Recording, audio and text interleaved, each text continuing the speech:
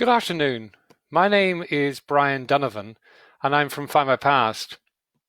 And I wanted to tell you a little bit about our Irish family history records. This is a picture of me, so you get to see what I actually look like. It's taken me recently at RootsTech. Seems like a lifetime ago now, given everything that's happened recently. So, Irish family is easy. Seriously. Okay, I'm being provocative. Well, maybe I'm not. I mean, I actually just think that there's Irish family history has a reputation of being impossible, and that I want to try and dispel that notion in your mind. It's entirely doable, but it is difficult in many ways, and I want to go through those reasons why it is difficult. I don't want to try and fool you into thinking that it's utterly simple, but it's an awful lot less tricky than many types of genealogical research that you may get involved in during the course of building your family history. What makes Irish genealogy so difficult? I mean, we all know the images of the destitution and poverty that the country faced through much of the 19th century and earlier, and even in the 20th century as well. But there are specific issues that make it much more difficult than many other countries. Record destruction, our language and culture are quite different. I think we tend to forget that, in fact, Ireland is actually a different country. It's so familiar to us. We speak the same language across Britain and Ireland and North America.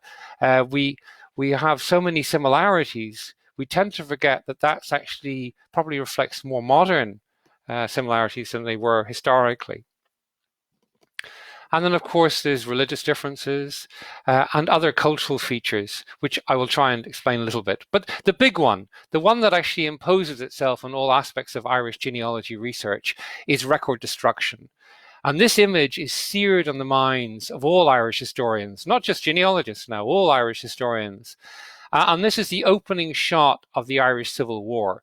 We started our Civil War in 1922 in the middle of the Public Record Office. Not a great place to start any type of military conflict, but particularly devastating for Ireland because we had one of the finest archives, state archives, anywhere in Europe. It tends to be forgotten that, in fact, this is what it looked like, the internal part of the Public Record Office in Dublin. This is what it looked like in prior to 1922. It was a purpose-built archive.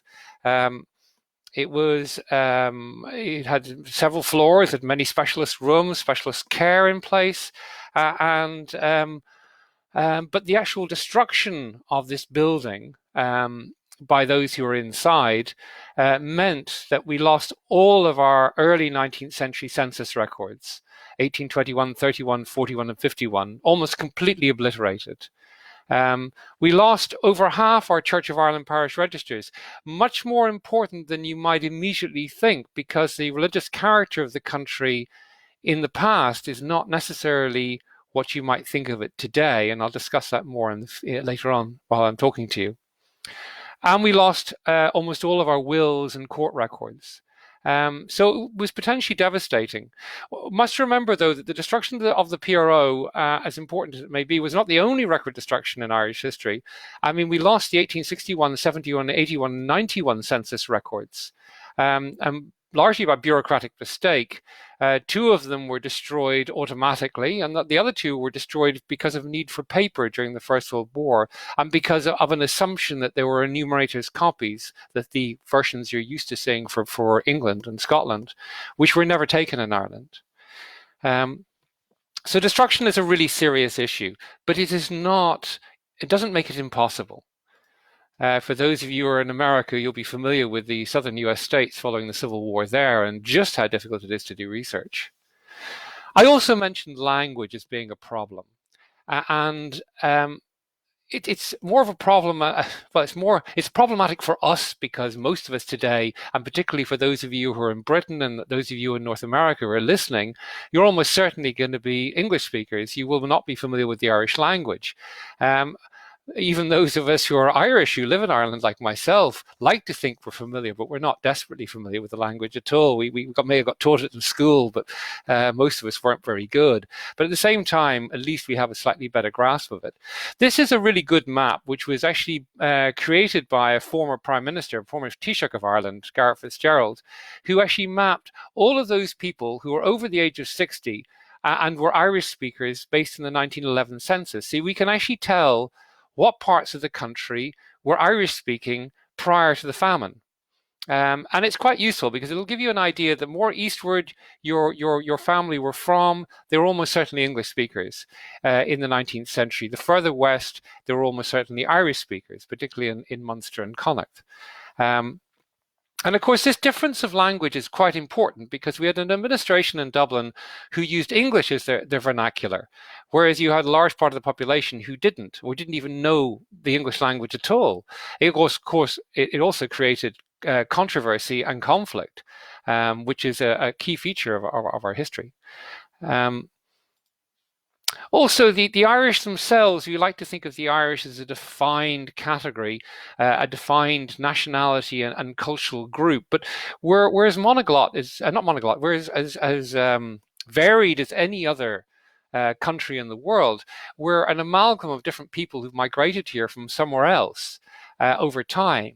And we're not just our Gaelic heritage. That's a large part of the Irish heritage, but it's only one bit of it, even if it may be the biggest.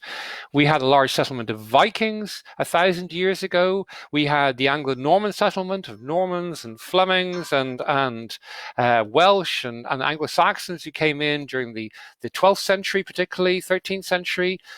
Scots were continuously settling in the northeast of Ireland throughout our history. In fact, arguably, northern County Antrim has been Scottish for over 1,000 years. Obviously, the English settled in large numbers from the 16th century onwards, French, Germans, Italians. We even had a sizable migration of Jews from Eastern Europe, particularly from the Russian Empire, in the very end of the 19th century, beginning of the 20th century. And so on. And of course, more recently, there's been other migrations as well. So Ireland is not dissimilar from anywhere else in that respect. So who are the Irish? And what's in the name? Well, I'm going to steal something here from Schultz, his wonderful books. We probably all know the story of Mr. Black and Mr. Brown. In an Irish context, who are these people? Let's call them Jack Black and James Brown. And to give you an idea of how complicated this is, let's start with Jack Black. If he's an Irish speaker, he could possibly be Sean O'Crochur Dove, which is, of course, John O'Connor. And Dove is Black. In Irish society, people with the same surname living side by side, there were so many people with the same surname living side by side that they often adopted subsidiary surnames to make it easier to distinguish between one family group and another. And in this case, the surname Dove, which is the Irish for black, may have been associated with one group because they're all black-haired for whatever reason. And so that becomes their appellation. When these names are being recorded in official records, including in church records, they're almost inevitably going to be written in English or Latin for that matter, and they're probably going to get translated as being the principal names involved, so it becomes Jack Black. So Sean Le Crahur Dove becomes Jack Black. Another example, well, let's call Mr. Brown James Brown. Not the singer now, but in an Irish context, he could be Seamus MacDonald Don McSweeney Nadeau, which is James Brown Sweeney. I mean, how do we come to this name here? Because again, we see that there's a subsidiary surname. In this case here, there's the word Don in there, which is Brown. Obviously, the Brown McSweeneys. Nadeau means they're from Doe. They're from the Doe Peninsula up in Donegal. But you'll also notice that Seamus has a patronymic, MacDonald, which basically means he's Seamus, the son of Donald. So in the Irish language, a simple name like James Brown is so much more fulsome. You're getting the name of a father, you're getting the name of the particular group of that surname he's from. He's from the Brown McSweeneys, and he's also from Doe, the Doe Peninsula. So the language differences are important to grasp and get hold of because they can actually facilitate your research. Don't always view it as being a negative. Ireland was also England's oldest colony, and this is actually really important when you're doing research to remember this. This is not just about remembering past injustices by our biggest and nearest neighbour in Ireland. We have moved a little bit beyond that, but at the same time, it fundamentally affects the types of records you find in Ireland. I'm going to be talking about that quite a little bit later on. but also because it tells you a great deal about the culture of the country. The country was conquered on the cheap over centuries. It was colonized incompletely. We are a semi-assimilated people. I mean, as much as the Irish proclaim our identity, we owe a lot to England in terms of what makes our national character. Probably we could say the same about America today as well. We're highly assimilated to American culture too. And I'm sure those viewers are from Britain probably regret that in the same way the Irish people regret their English heritage. But, you know, that's part and parcel of who we are. So understanding these cultural effects is terribly important. But from England's perspective, Ireland was always a great source of insecurity, and that has a big effect on the types of records we have. So who the hell are the Irish anyway? Well, I've given you two stereotypical images here.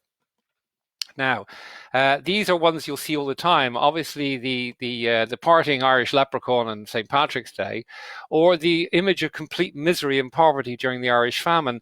And I'm not trying to say these images of what it is to be Irish are wrong.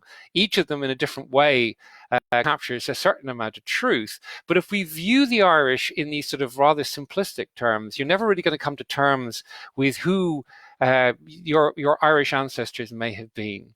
And I want to actually, you know, basically spend some of this talk today trying to burst a couple of bubbles or maybe received wisdoms you might have about the Irish. I'll give you two just to start with. Did you know that in 1841, nearly 38% of the population were not Catholic? And this is sometime after emancipation. You know, this wasn't because the penal laws were still in existence. They weren't. So to think of Ireland as being an overwhelmingly Catholic country is actually more of a modern phenomenon than it is during the period you're probably going to be doing your research. Also, when we talk about Ireland's poverty, that's absolutely true. Many parts of Ireland were destitute, but not unlike other parts of the world today. I'm thinking possibly of China. In Dublin in 1800 was the second largest and most important city in the British Empire. It was a sophisticated center of European culture, whereas, you know, 100 miles away, it was actually people living in mud huts. So it is a fully developed, stratified environment you're looking at. And what else makes Irish research difficult? There's loads of other things. I'm just going to mention one more just to wreck your head a little bit before I start working out how we can make this easy. The layout of the land, the geographic and administrative divisions in Ireland, they can look superficially similar, particularly if you've done quite a bit of English or Scottish research, but they are different, even more so if you're doing American research. But just be careful you don't get fooled by the similarities, because the reasons for all of these geographic divisions have their own historic meanings and origins, and it's worth understanding why they were set up and why it's useful to understand them for your research. Okay, that's the bad news. So, Brian, how is this? How can you possibly make Irish research easy? And yeah, I know I'm exaggerating a little bit here, but I think it's you've got to put it in the context of other places which are almost impossible to do research for. And we have a lot in Ireland we can actually be thankful for, as I hope you'll come away thinking by the time I get to the end of this. So I want to bring you on a roller coaster tour of Irish research. This is supposed to be a short presentation, not a big long lecture. So I want to try and keep it light. So I'm going to start by looking at the building blocks of family history, which is obviously the census records and the birth, marriage, death records. Census records, I said so before, they're mostly destroyed. Well, yes, that's true. Our first surviving full census records are the 1901 and 1911 census. And you'll see 4.3 million people in the country at each of those dates. And they're available for free on Findmypast. I said that the 1821-51 censuses were mostly destroyed. Mostly is a very important word because it's not completely destroyed. And we worked really closely with the National Archives in Ireland to uncover all the bits that survived, because quite a bit survived. And we all went looking for replacements. In 1907, they brought through a pension in Ireland, but you had to prove that you were actually 70 to get it. Now, if you work out that, you know, birth records were only kept from 1864. The only way you could get it, a proof actually the right age was to actually get an extract from the 1841 or 1851 census. And these census search forms survive, which give us 136,000 records. And of the 1821, 31, 41, 51 census that do survive, we've got nearly another 500,000 records. So there's quite a lot of additional records that we can still glean from those censuses, even though they were lost. Here's an example of a 1911 census. You're probably familiar with them. They're easily available on our site and elsewhere. Probably not so familiar. Here's an 1821 full name census from the Aran Islands off the west coast of Galway. These would have been all Irish speakers. And they're fully listed here, every single member of the household. You don't have that for England. Unfortunately, all the ones for Ireland were largely destroyed, not all of them. But where they do survive, they are just a treat. And of course, we have them for 1831. We've got the 1831 census. This is one from Derry, Londonderry, up on the northwest of Ireland. And here's an example of those census search forms I referred to earlier on, which gives all the details about the person making an application to find out their entry in the census. And then it tells you what the actual searcher found and all the other names of the household that might be within that. So very useful to get you started. We've also got birth, marriage, and death records. As you imagine, these are the basic building blocks. But they don't start until 1864 for all births, deaths, and marriages. We do have non-Catholic marriages going back to April 1845. But the full system only starts a bit later. And that's unfortunate, really, because you used to, in England, having records from 1867, and in Scotland as well as at 1855. So it's unfortunate. This is one of these rare occasions that the administrative system was brought into Ireland last. It's usually the other way around. And of course, the great thing about it is that the government has put the images from these records available online for free at irishgenealogy.ie. And it's an absolute treat to have these images freely available. I know there are some downsides to the birth, marriage, death records and the census records, but thankfully we have a lot of replacements, and I want to try and focus on the replacements for the remains of this talk. And the first really big one are parish registers.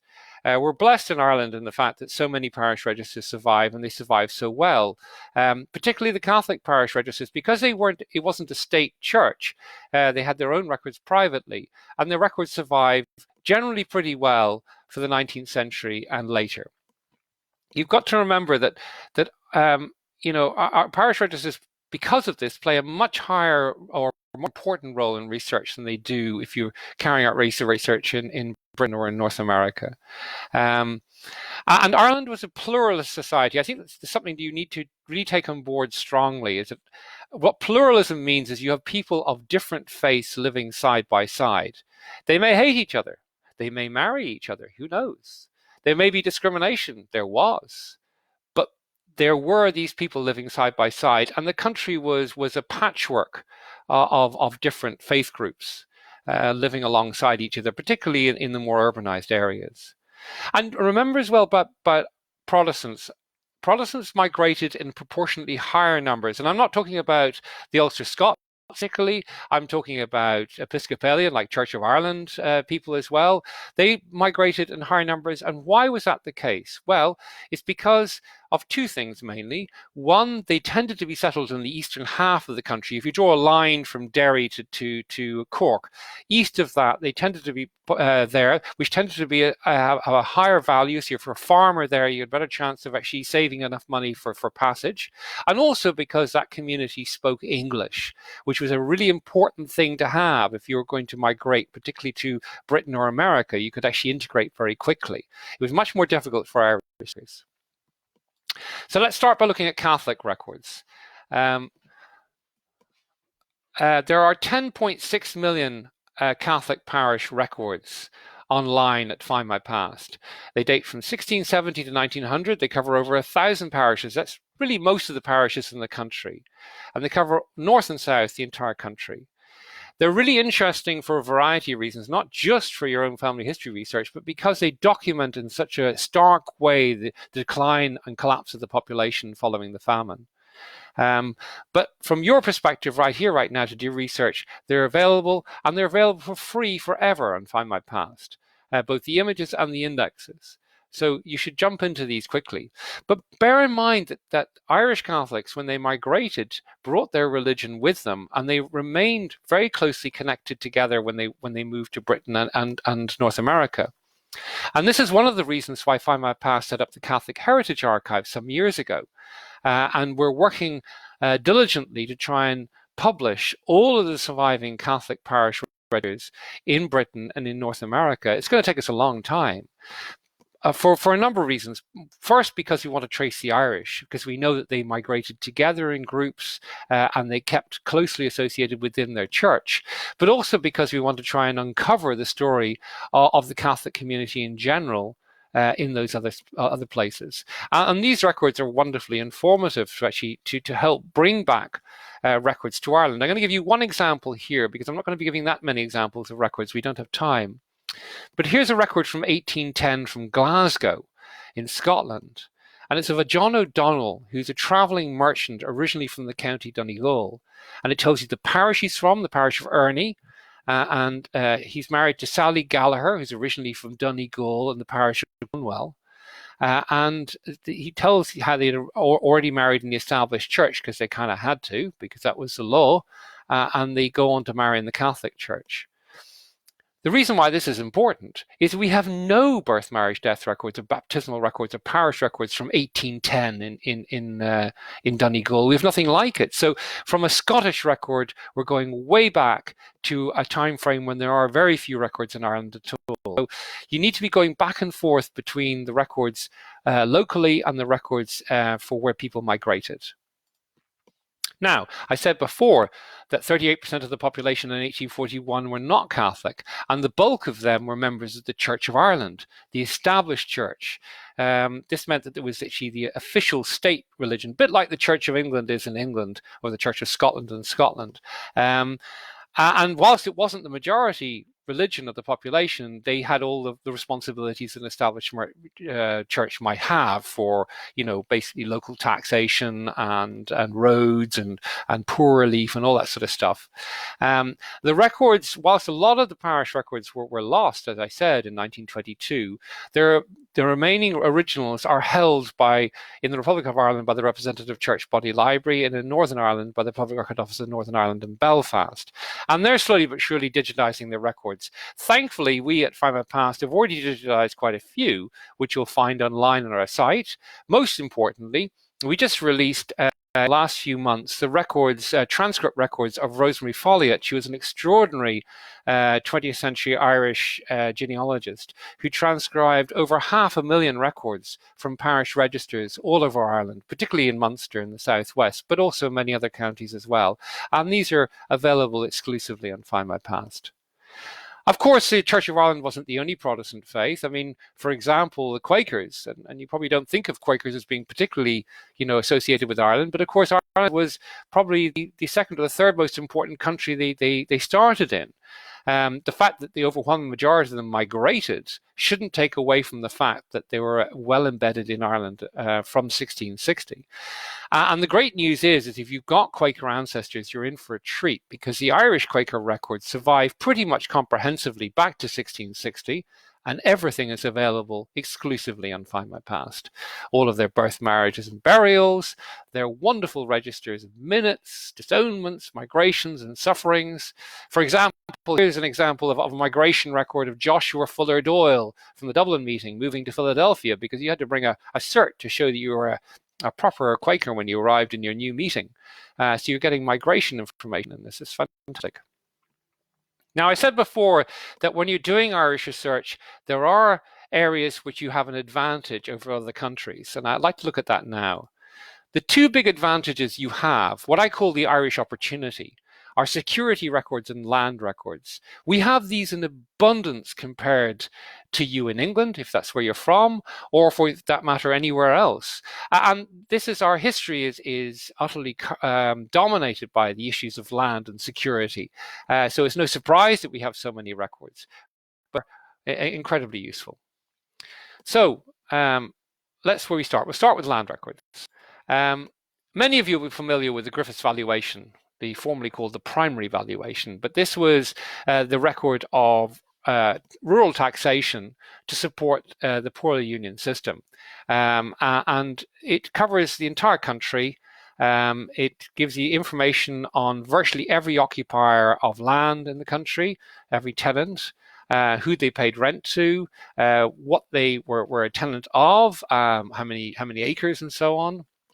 Details about the quality of the house they might have had, and there's also maps associated with them. And these are all available, of course, on Findmypast. You couldn't possibly do Irish research without this. We also have another project we did in partnership with the National Archives in Ireland, where we digitize all of the Valuation Office books. These were done prior to the Griffiths valuation, and they date from the 1820s, and they cover over 2 million people throughout the country. That's even more people than the Griffiths valuation. And they're the most comprehensive set of records about the occupiers of land in Ireland prior to the famine. So this is available again on Findmypast.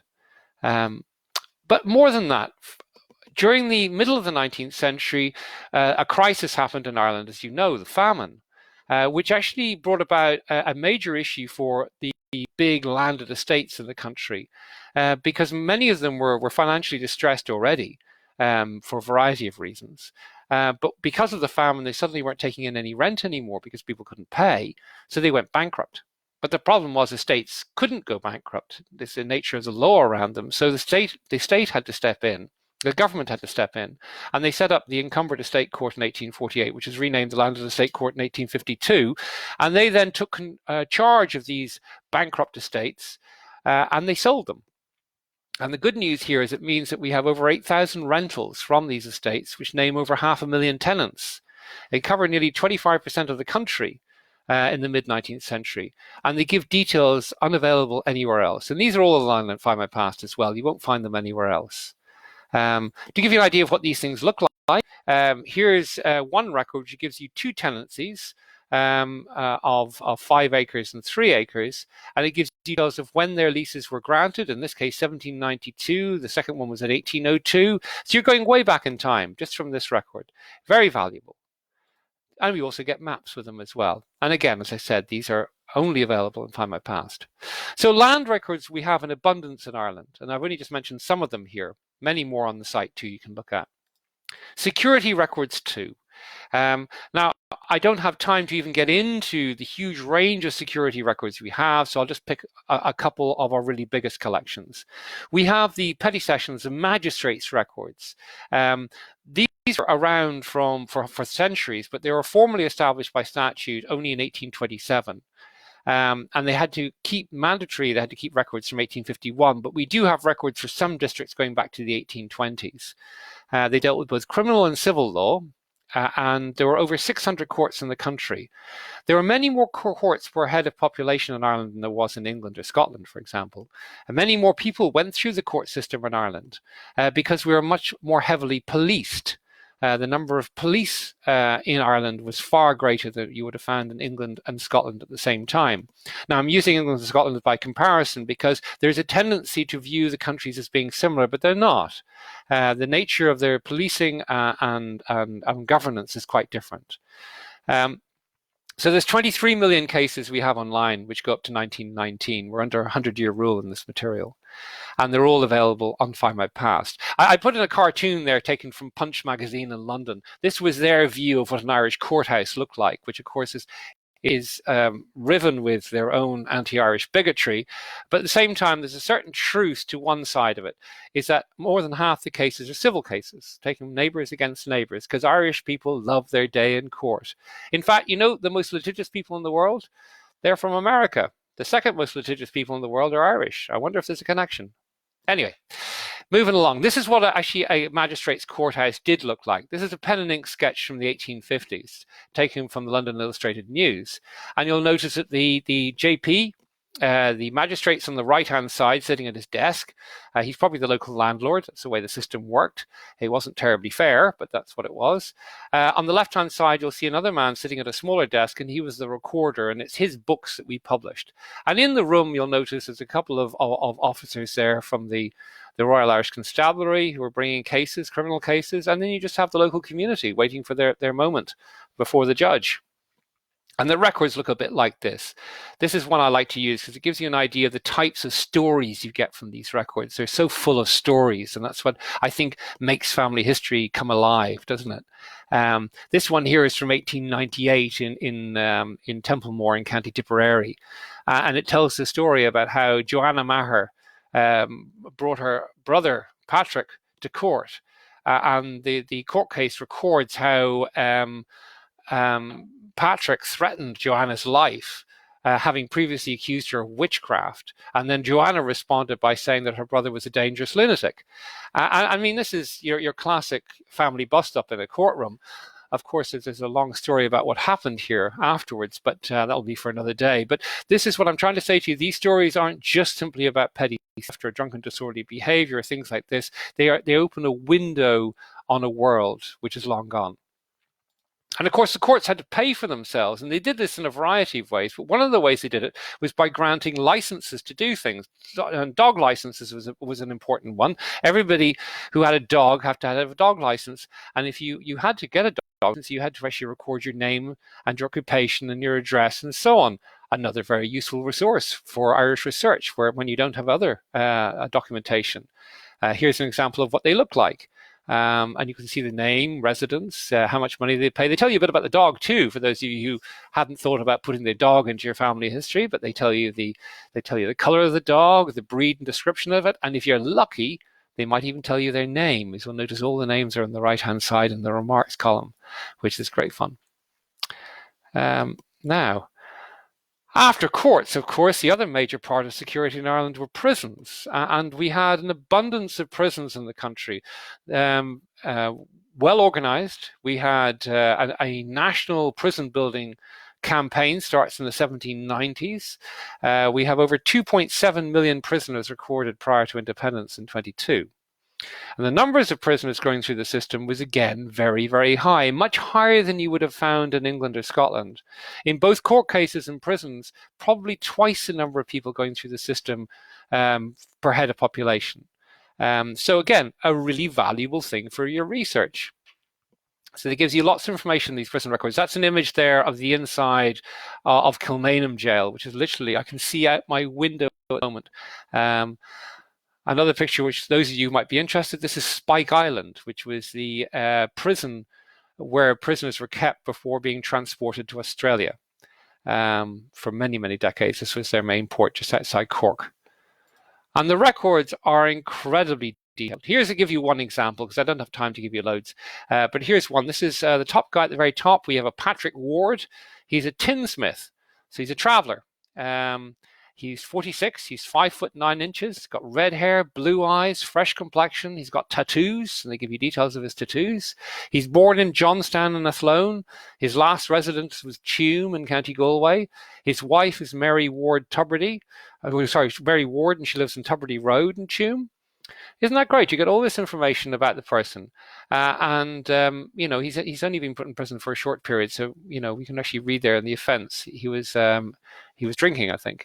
So nothing too serious. But of course, in Ireland, amongst people I speak to here, the only group of people that are most interested in appearing in the prisons are those who are involved in any of the struggles for Irish independence or otherwise. And of course, we've got those in abundance too. Here's an example from Galway Prison. When Galway Prison was reopened in 1919 during the War of Independence, and under the Defence of the Realm Act, 1917 Defence of the Realm Act, people were rounded up and interned without trial under martial law. And all these people get exactly the same details as any common prisoner would have got. They give you name, age, details, their address, their next of kin, and so on. And this is all in these records too, so they're wonderfully useful. Now, moving away from security records, the other major class of records, which is incredibly detailed for Ireland, are poor relief records. And we're fortunate in what survives. For example, one really important but underlooked resource from before the famine and during the famine are the poverty relief loans, which I draw your attention to. They cover the areas on the map, but they cover over 700,000 names of people who got microloans. So you've probably heard of microloans, which are given these days. They're gathered for industrious groups in South America or in South Asia or elsewhere. Again, the same thing happened for Ireland in the 19th century. And they specifically tried to extend out to the poorer sector of society to try and help and give them a hand up. The real value here is that after the famine, they came back to find out what had happened to all the people they'd given loans to. And here's one example, one page from one townland, Kilfedo, in Western County Cork. And see, there's 11 entries here of people. And what had happened to them after the famine? Well, 3 had emigrated. 2 have been transported after being convicted of crimes of theft and were transported to Australia. 1 of them was alive, and the rest were dead of starvation. I'll give you the 5th entry here to give you an idea of just how moving these entries are and how difficult sometimes they are to find this information. But we have, the 5th entry is for Dennis Bryan. And tell us that he was always a very poor agricultural labourer, but he died of starvation in December 1846.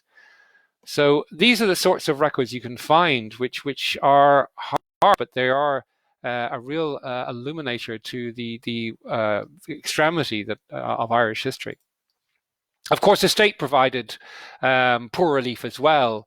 I mentioned the poor law rates that they were taxing for, but they built workhouses. And whilst the workhouses weren't terribly popular, they were a lot better than dying of starvation. And so far, we've been working in Findmypast on a plan to digitize all the surviving workhouse and poor law union records that there are for the country. And so far, we've done many counties, and we're working on many others. It's a major project. It's going to go on for some years. But if you've got people from Donegal, Dublin, Sligo, Clare, Galway, Waterford, come and have a look, because you're going to find some great stuff.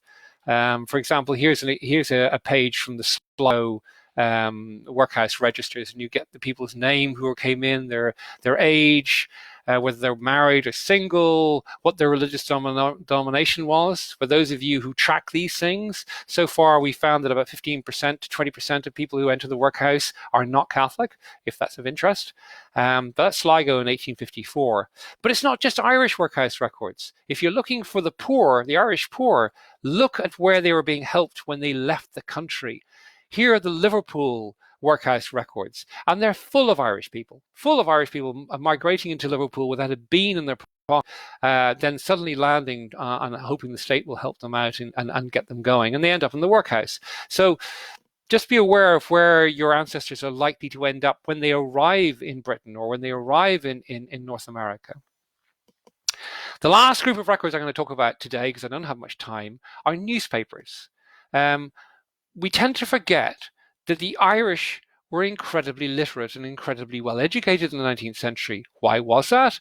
Well, in the 1820s, there was this new idea: why don't we actually bring in primary education for the entire population? They thought in the government in London that this was a radical idea. We should try it out somewhere first. So they tried it out in Ireland first. So Ireland got national education in the 1820s. They didn't in England until the 1850s or 60s. So the Irish, by the middle of the 19th century, were generally literate. So newspaper publishing expanded massively in Ireland. And so far, we've published over 177 newspaper titles. My figures here from a few months ago. And we've got close to 6 million pages of newspapers online. That business about being literate is important, because when the Irish went abroad, unlike the English poor, the Irish, generally speaking, could read and write. Therefore, they had a better chance of getting jobs. We might forget this sometimes. It also is part of the reason why the Irish papers and the American papers and the English papers regularly carry stories back and forth between each country. For example, here's the Dublin Evening Mail from 1869 giving an account of what the Irish are up to in Salt Lake City in America. Or here's another case. Here's the Clare Journal, which has got a report in 1854. It shows you all the migration ships that people can take to get out of the country. They're not printing ads for people who are illiterate. They're printing ads for illiterate people. So I'm hoping that by looking at this talk, you'll see just how many records are available for Irish family history at Findmypast. We have over 160 million records. It's by far the most important collection online for conducting and carrying out your Irish family history. I hope, if I haven't proved that it's easy, you've found that it's not impossible. Thank you very much.